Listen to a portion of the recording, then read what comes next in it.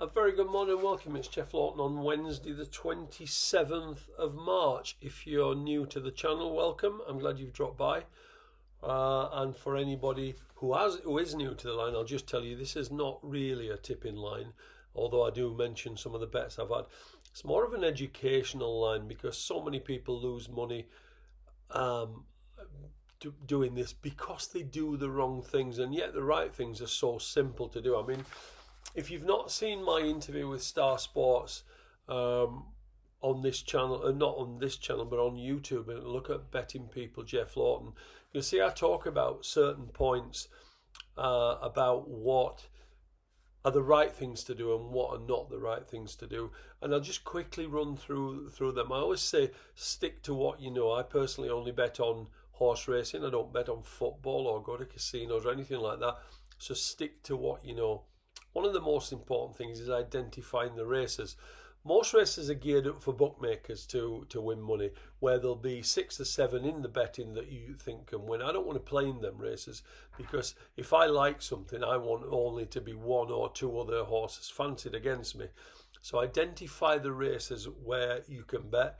And I use figures to identify mine. I put figures to them. That will give me a clue as to where the races are, whether there are several that can win or whether only 2 or 3 that can win. Limit the amount of bets. Don't be having 10, 12 bets a day. Limit it 2, 3, 4 bets. Just keep it fun, but limit your bets. And always try and beat the price. Like the horses I've put up today, one who I'm going to mention to you in a bit, it was 11 to 4 at 8:30 when I put it out. I think it's trading about 6 to 4 now. So the difference between those prices is like backing another winner. So again, and just to mention, if you do want the prices early, then you do need to join the private service. And if you look at my email below, jefflaughtonmanagement@gmail.com, then you'll be able to see, drop me a line, I'll tell you what's entailed. But you will get the bets at 8:30. Don't let the market influence you, because the market is only somebody's opinion. So don't let that influence you.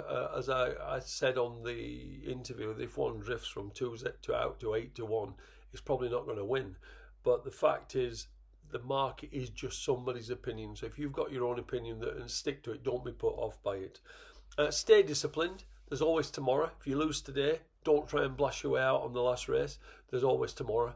But the 2 most important things for me are I use figures, and I think they're mega important. If you can find figures, whether it be time form, racing post ratings, whatever you use figures. And the most important thing, which I can't take people seriously if they don't do it, is write all your bets down. I can go back 5 years and tell you whether I won or lost on any particular day, and it's the only way you know, because if you speak to anybody, they'll tell you they don't lose money. They won't tell you they necessarily win, but they'll say they don't lose money. But yet 95% of people who bet do lose money. So I don't know where all the losers are hiding. So write your bets down, and they're the most important things. Now, I'm going to quickly go through 5 races for you today. We'll start at Wincanton in the 3:30, and the horse I like here is Juniper. Now, she was formerly with Harry Whittington, but changed hands to Anthony Honeyball when he retired at the end of last season. She pulled up on debut for Anthony, but on second start for the yard, where he again took on the stablemate who he takes on today, Lilith, she jumped soundly and had her beaten when that one fell 3 out. Now, despite him winning 11 lengths, he's only gone up £4, which seems quite lenient.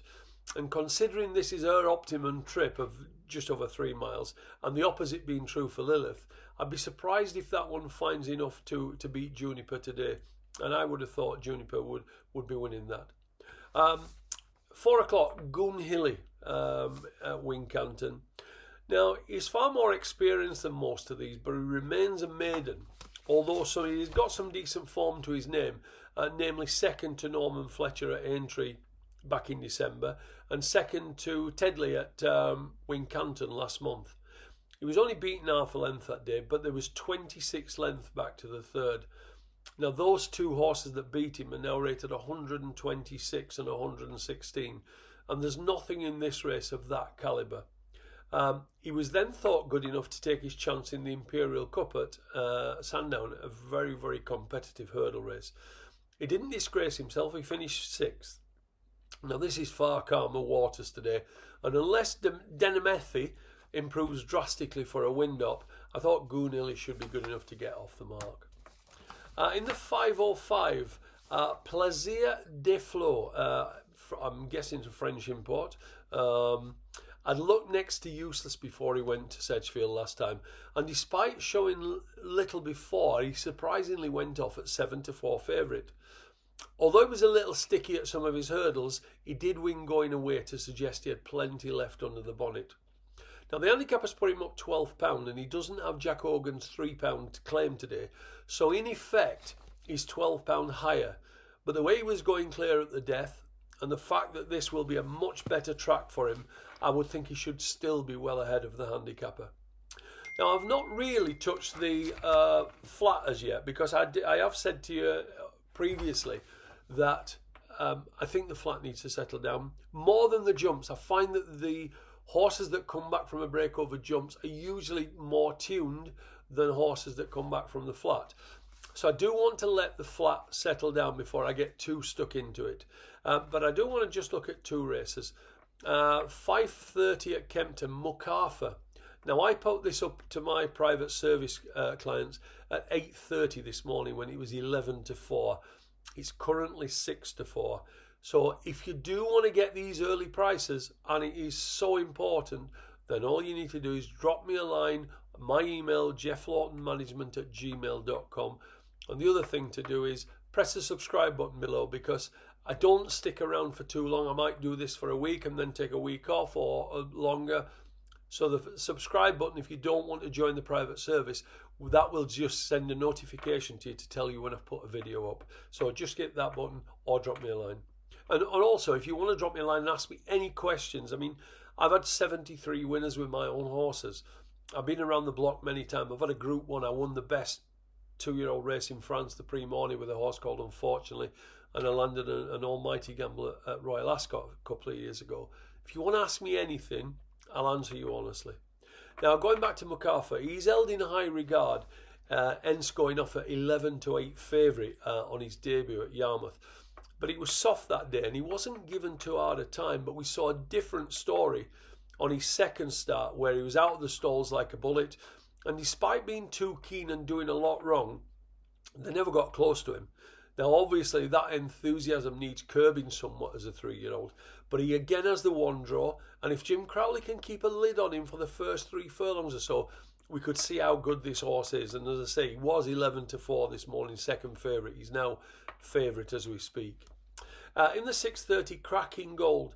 And now he's looked quite impressive on both his starts when beating a well-regarded Charlie Appleby horse called Native Approach on debut, and then bolting up when long odds on at Lingfield.